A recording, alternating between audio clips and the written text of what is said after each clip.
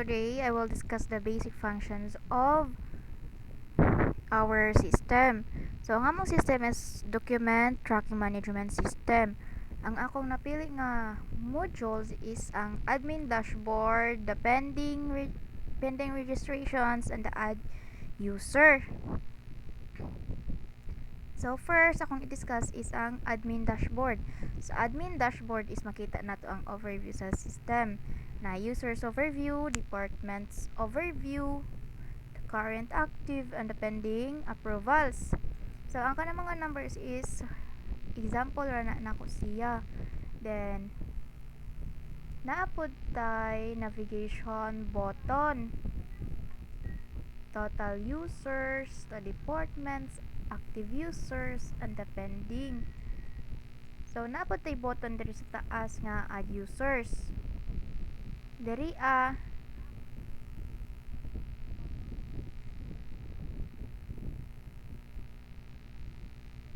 mag-add ta og new user.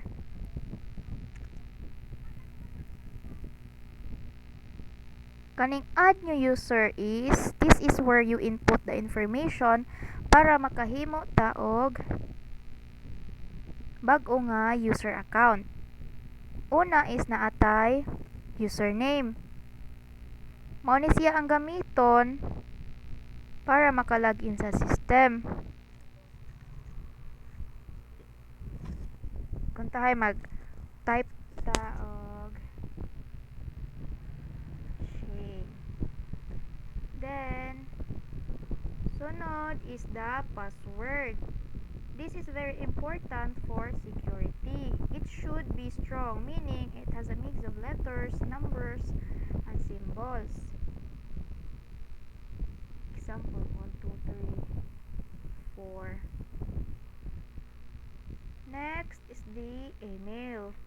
This is the user's email address. This is important para ma-recover ang password if they forget it, and also for important verifications. Example.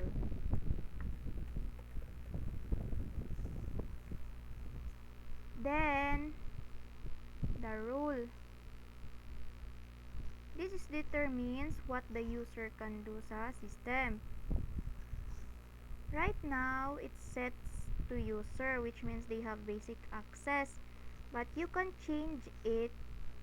You can change this depending on their responsibilities.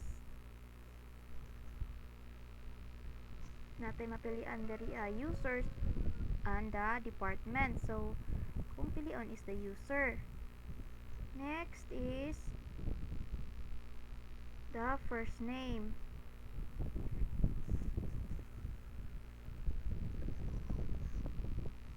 And the last is the last name.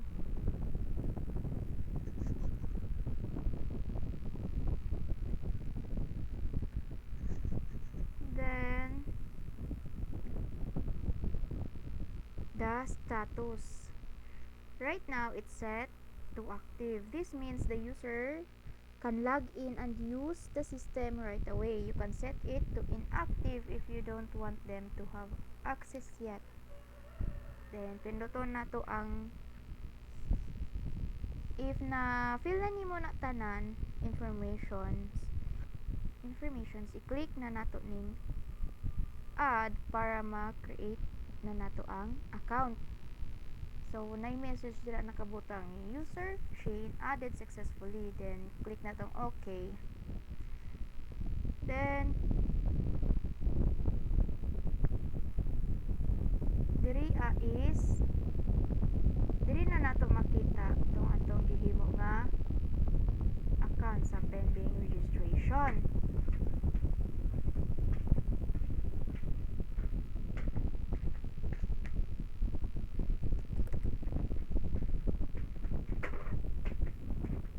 Atong tanawon sa pending registration interface, this is where we can see the list sa mga users nga nag-request of access or registration sa system.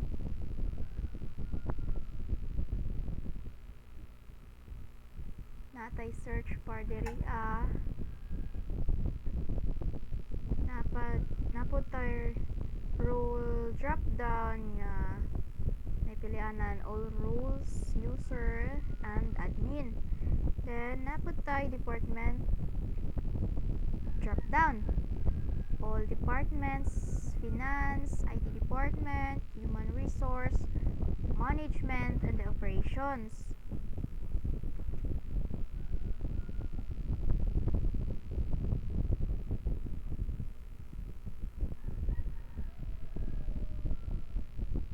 So, ang naa diri ang account is mora ning si Shane. Napod tay approve and reject button. Sa approve is para i-approve nato ang kadtong nag-request.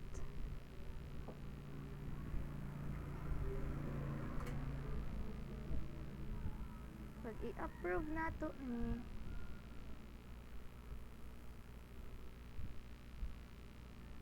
maka-login na siya sa system. Then mag-add sa ta otro og users.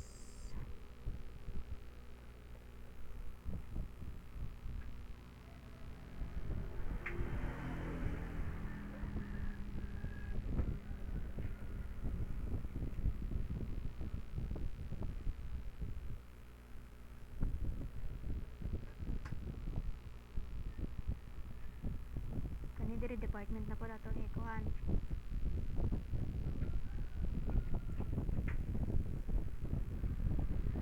Okay, add na. Okay, makita na po nato ni. Okay. Then naa na diri sa pending registrations. Kung i-reject nato na siya, dili na ni siya maka-login sa system. And that's all.